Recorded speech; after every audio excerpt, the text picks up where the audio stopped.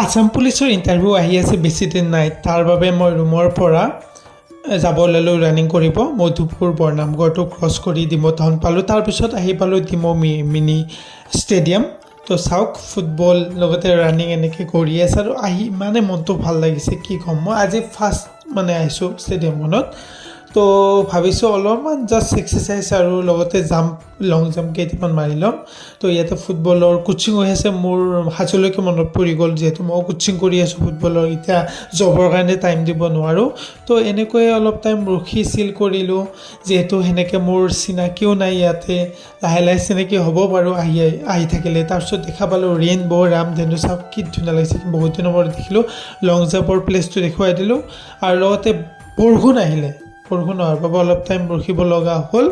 তো সেয়াই আৰু আজিৰ দিনটো ধুনীয়াকৈ চিল কৰিলোঁ। এইটোৱে আছিল আজি মোৰ মিনি ভ্লগ।